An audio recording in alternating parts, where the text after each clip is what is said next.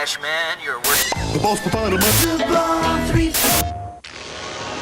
An evil empire is sucking the life force from the planet, destroying all. Assuming you were around in the late 90s, chances are that when you think of the name Squaresoft, you almost immediately think of the Japanese role-playing game. And probably for good reason. Squaresoft was the king of the JRPG. It was their massive ad campaign for Final Fantasy VII that had effectively broke the dam that had been holding back the genre in America for an entire decade prior. The fact that RPGs were finally viable in a Western market caused a flood of titles to hit our shores. During this time, there was a wave of quality and innovative titles that had aimed to take away the empire that Squaresoft had built. But despite all attempts, Squaresoft reigned supreme in terms of sales, critical success, and name recognition. However, Squaresoft wasn't just making RPGs at the time. But once upon a time, when a company was successful, rather than focusing on making the same game again and again, they branched out and would explore different genres, create new IPs, and otherwise take, and game publishers, cover your ears because I don't want to offend you, but take risk. The late 90s is when we saw the very first Super Smash Bros. From Nintendo. Meanwhile, Sega was working hard to release Shenmue. Even Capcom of all companies took risk with Mega Man Legends. But out of all the big names at the time, Squaresoft was probably the most prolific in that regard. In just a span of 3 years, Squaresoft had released over 24 games. While many of these were RPGs, only a few of them were named Final Fantasy. We had Xenogears, Chrono Cross, and Parasite Eve. And even then, not all of them were your typical RPG either. Final Fantasy Tactics was exploring the strategy RPG. But Squaresoft had been making fighting games, side-scrolling shooters, racing games, and survival horror. Granted, most of these titles featured RPG elements, and some of these were obviously chasing trends at the time, but for the most part they were given a decent budget, they were well designed, critically praised, and sold fairly well. But despite their success, for one reason or another, the games from this era never survived into the modern age. While Kingdom Hearts 3 has been in development for over 13 years, we haven't heard mention of another Bushido Blade or Tobal game in nearly 2 decades. We never had a chance to even entertain the idea of a sequel to Einhander. And though supposedly we got another Parasite Eve game sometime in 2011, all I managed to find was this game called The Third Birthday. Pretty sure someone was trying to prank me with that one. Square Enix doesn't have much interest in preserving these games either, at least not in the West. Einhander and Bushido Blade got a re-release via the PlayStation Store in Japan, and Parasite Eve even graced the Japanese PlayStation Classic. Meanwhile, over here, we're getting our 9th port of Final Fantasy VII. And don't get me wrong, I like Final Fantasy VII. I'm just saying that Square Enix has a few children they spend far more attention on and money compared to the others. Even if those children didn't do anything to deserve it. Not naming any games. Out of all the games released during this era, there was one that deserves far more recognition than it receives. That game is Bushido Blade. But there was also Brave Fencer Musashi. And thanks to all of you who have participated in Subscriber Appreciation Month, I now finally have the chance to talk about it. So what are we waiting for? Let's do it!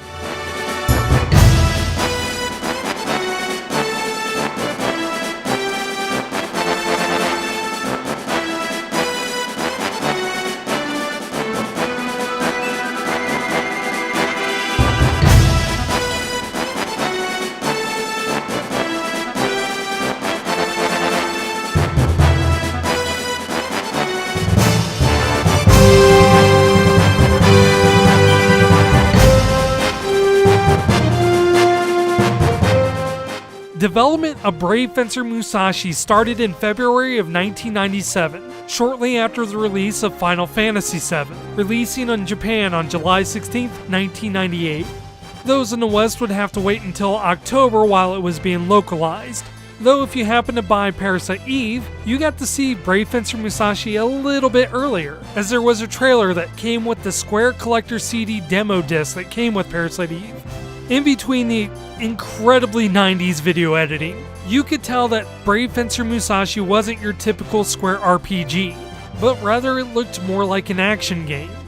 The development team wanted to make an action game, being fans of games like Link to the Past on the Super Nintendo, and wanted to create something similar but using the PlayStation's 3D capabilities. Although almost no one on the team had much experience in game development. I mean, they were literally called Squaresoft's B Team, a designation that usually references the inexperienced branch of a game development studio. Brave Fencer Musashi was directed by Yoichi Yoshimoto, who had previously worked at a certain company to create Batman Returns and the Adventures of Batman and Robin. But this was his first project with Squaresoft and the first project he did with the PlayStation. Due to it being inspired by Zelda, Brave Fencer Musashi could easily be described as a Zelda clone. But while Zelda clones were certainly a common thing back then, there weren't really that many that explored the Z-axis, at least not quite yet.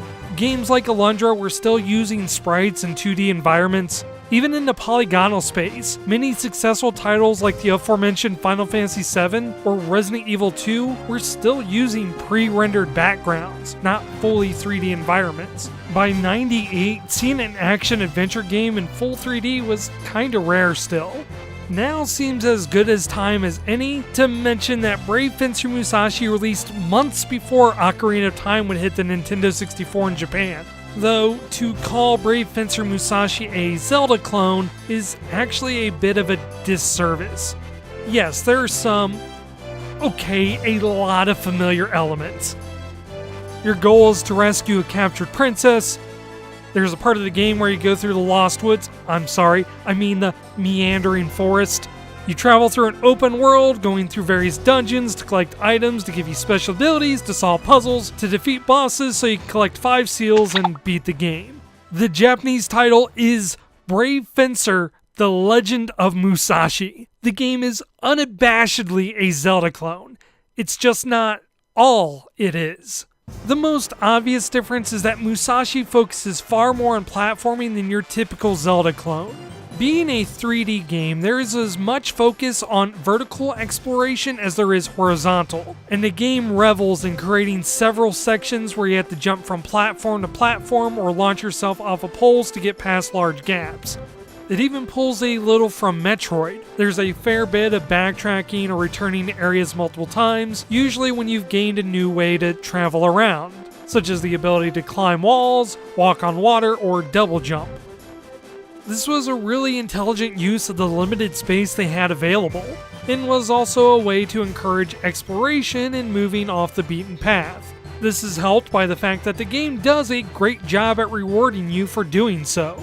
That said, the actual platforming is easily the one aspect of the game that had aged the worst. When it uses the 2.5D perspective, it's not bad, with some challenging and fun sections.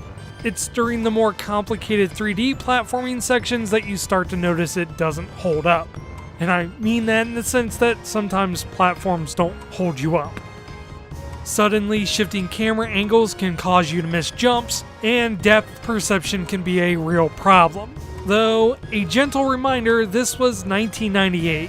3D platforming and cameras were more or less universally bad, with a few exceptions.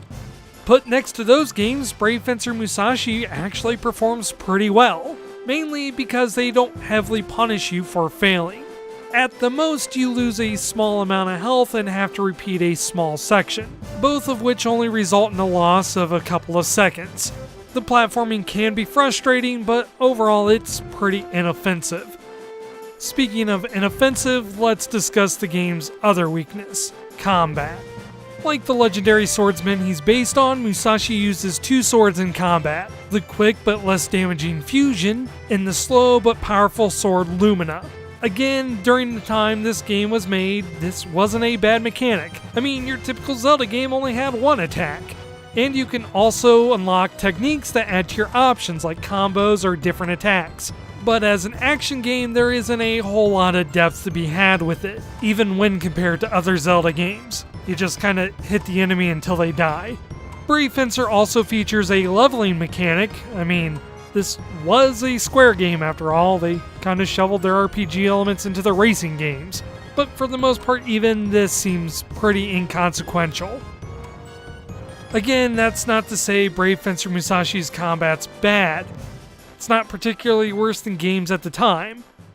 It's just one of those aspects that after 20 years hasn't aged well. But that's more or less because Brave Fencer wasn't an action game, at least not your typical one. In other words, it's a little bit less of this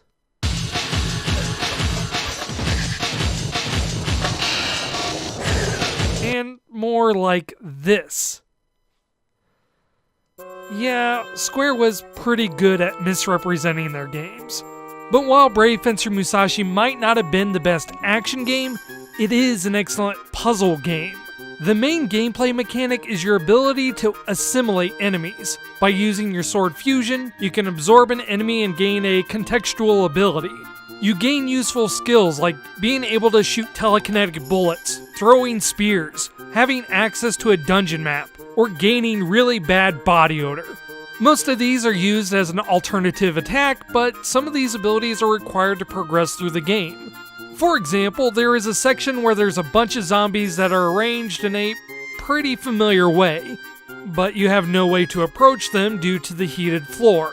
However, you could assimilate the ability Bowl from an enemy in another room and play a bowling minigame. Defeat all the enemies on the other side and you can progress.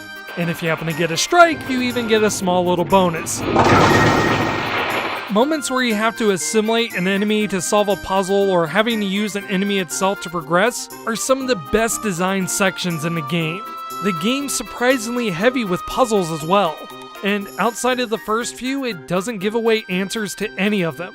While none of them quite hit Silent Hill levels of obscurity, there is at least one puzzle in particular that required you to collect 3 parts of a note, and then use the rules of shogi in order to solve it. And it expected you to write that solution down in like real life. Seriously, here's the notes I made to work out the solution. I don't know why, but I'm way too happy about the fact that the game made me work out a puzzle. Admittedly, there were a few that were a tad bit obtuse. I didn't have any problems this time, but there was one particularly vague puzzle that requires you to be at a certain place at a certain time on a certain day of the week, and it only gives you the slightest of hints. This could have been an attempt to sell a strategy guide, or it could have been the fact that I was a 11-year-old at the time, and maybe I was just a dumb kid. Speaking of time. Time is another important factor in Brave Fencer Musashi. The game features a day-night cycle that ends up being a little bit more robust than other games around that era. The town shops have certain operating hours and might even be closed during certain days of the week. Townspeople have daily routines that see them sleeping, working, and relaxing. Items you can buy like bread will spoil after a certain time, reducing their effectiveness, though cheese will actually get stronger the longer it's left in your inventory. These serve as your main ways of healing, so you'll probably be buying them a lot, which is why it's important to visit when the shops are having sales, like grocery shopping on Sky Day, or visiting the bakery in the last hour it's open. Even to this day, a lot of games with time mechanics don't explore it quite to the depth that Brave Fencer Musashi had managed. Though it can be argued that's because having to wait around for an NPC to progress the story is just bad design.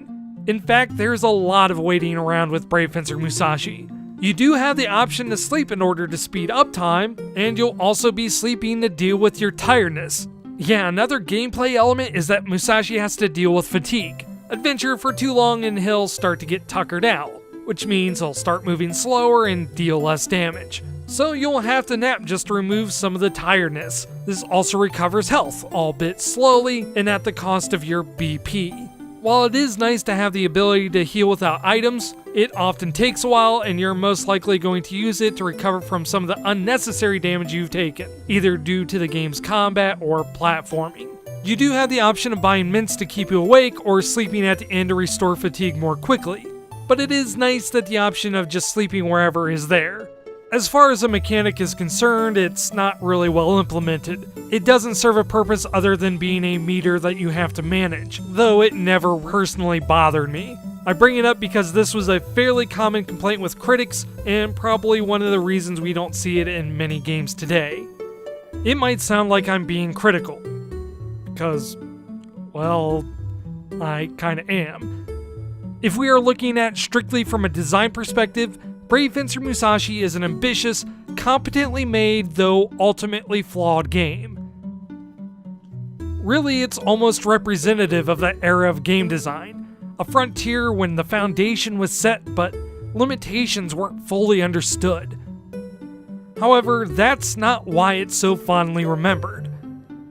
No one makes the argument that Brave Fencer Musashi is the pinnacle of late 90s game design.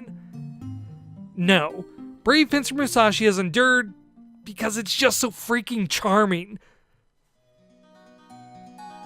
I'm not even really sure how to describe it in a way that doesn't make it sound like I'm just gushing. Musashi just has so much charm that it's... Who's the real leader anyways? Who cares about that? You're right! Who cares? Come on, let's duel! What? I'm shocked that you'd even think of hitting a girl. Oh, that's a good one. I love this game so much. Alright. Let me compose myself. Brave Fencer Musashi is not a game that takes itself too seriously. It's nowhere close to the dark and sometimes melodramatic tones set by the more popular games at the time. And in fact, it stands a bit defiant of them. Musashi isn't some tortured hero, although he does have a bit of 90s tude. Ha! You gave yourself that scar when you tripped and fell. Shut your mouth! If you had listened to me, that would not have happened. Flipping coins to see who wins was and still is not my style, pal. But it also doesn't try to be nearly as absurdist as games like Incredible Crisis, that just throw the narrative out for the sake of humor. Instead, it features a lighthearted yet fairly grounded story, probably best described as a Saturday morning cartoon, similar to games like Tail Concerto or Mega Man Legends.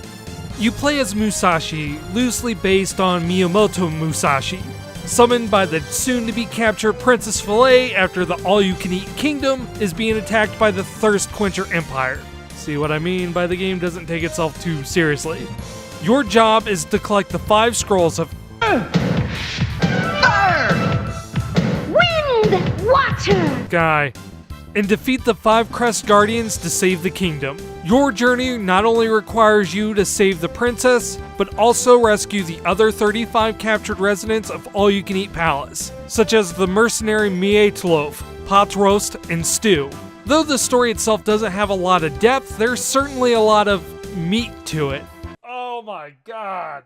Though the majority of your time, your adventure sees you helping out the people of Grillin Village with typical neighborly stuff, such as fixing their well, rescuing their town dog, and saving them from an invasion of vampire zombies. After a while, you start to become familiar with the residents and their quirks.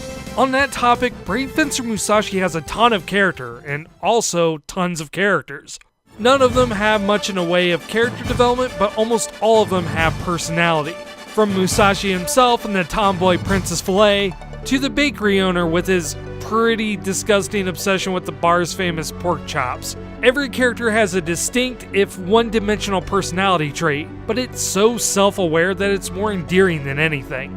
Most of this has to do with the excellent localization efforts. The dialogue is well written, and it's amplified by the game's voice acting, which, especially for the time, was really good. Delivered by names like Mona Marshall. Who did you say was puny? And why are you guys wearing such stupid costumes? Sandy Fox. Stupid costumes?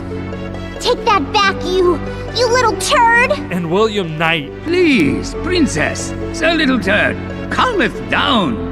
There's also a bit of amateur charm to how the game looks and moves. All but except a few characters are exceptionally low poly, and the animation is like someone articulating dolls. I mean, seriously, look at this. Princess Filet is just moving around like a bobble doll while Scribe Shanky slides around for no reason. Back then was the only time you could get away with something like that. It's hard to tell if this was an intentional stylistic choice or completely incidental. Considering the overall quality of the game, at minimal I would say the art team at least knew what to focus on, because it ends up being good where it matters. The animation is smooth when it comes to the main characters, the texture on the faces are emotive, and overall the environments themselves are pretty well detailed. Just not everything has the same level of polish. And since we're on the topic of presentation, holy smokes, the game's soundtrack.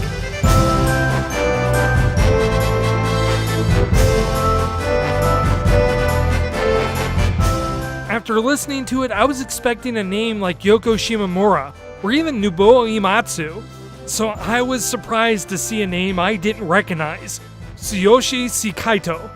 He's been with Square for a while, composing tracks for games like The Last Remnant and Final Fantasy XIV. But his work on Brave Fencer Musashi is absolutely incredible, and quite honestly, might be one of my favorite soundtracks on the PlayStation. It doesn't carry the same emotional weight as your typical Final Fantasy score, but they do an excellent job at capturing the mood and tone for the moments. There are over 100 songs in the game, many of which you only hear once, and that gives this feeling that the entire game is being scored live. The themes are melodic, memorable, and have several leitmotifs that give the game a sense of connectedness. Even the quality of the soundtrack is really good. The faux orchestral synths don't have that distinct MIDI-era sound.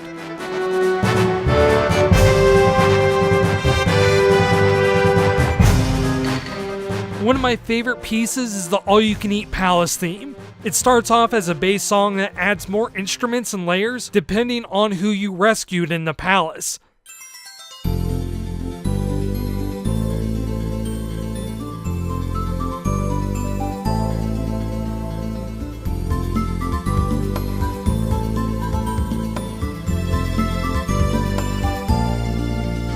It's these little touches and extra miles that tell you that a lot of love and passion was put into this game. Actually, now that I mention it, that's probably the best way to describe it. You really get the sense that the developers cared so much about the game that they put a lot of themselves into it. I mean, there's a toy store where you can buy action figures of characters in the game, and this isn't just some cheap model viewer either. Many of these toys are custom models, complete with joints. Most likely because one of the developers was an avid toy collector. It serves no real purpose in gameplay. It was just a way to share something that they were passionate about with you. It results in a game that feels genuine, even if it's sometimes a little weird. I mean, one of the boss fights is a DDR minigame that places itself right before the dramatic reveal. But it's also that little bit of weirdness that also makes it endearing. That's most likely why, even after 20 years, why Brave Fencer Musashi still remains in the minds of people to this day. In terms of gameplay, it's not a terrible game, but the evolution and iteration of game design has simply made a lot of the mechanics lose its luster. Modern games we play now will eventually feel like they're made in the era that they were made in. 20 years from now, we're going to look back and see this era of Battle Royale games and probably cringe at the early designs. That's simply the nature of game design. What remains timeless is the experience that it gives and the passion that was put into it. Because that passion can't be designed, manufactured, or replicated, and that it always remains relevant, no matter how old the game is. It's just a shame that the experience isn't more readily available for others right now. As mentioned before, Square Enix has neglected this era almost entirely, Brave Fencer Musashi included. Though it had a re-release for the PlayStation Network in Japan, it never made its way to the West. It's hard to tell if this was due to a lack of interest, or perhaps a problem getting a rights to the voice acting, but there hasn't been much, if any, acknowledgement of the game's existence in the West. Though, that doesn't mean it was completely abandoned. On July 15th, 2018, the Japanese Square Enix YouTube page released a short video commemorating the 20th year anniversary of Brave Fencer Musashi, featuring some original artwork and arranged soundtracks from the game. Now, this doesn't mean there's going to be a remake of the game, or at least I'm not going to get my hopes up for one, but this at least means that someone in the company cares enough about the game to make a small tribute to it. Then again, most companies don't do something unless there's money in it, and that music didn't sound like any covers I was aware of, so who knows. Regardless of the reason they released it, it got people talking about the game again, their memories, and why it was such a great game. Perhaps that's all we need to have another generation interested in it. Maybe even someone will be inspired by it. And then maybe we'll get the sequel to Brave Fencer Musashi that we all wanted.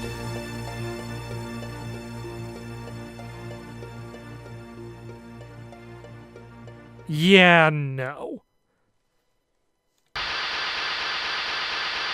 Hey, you forgot something!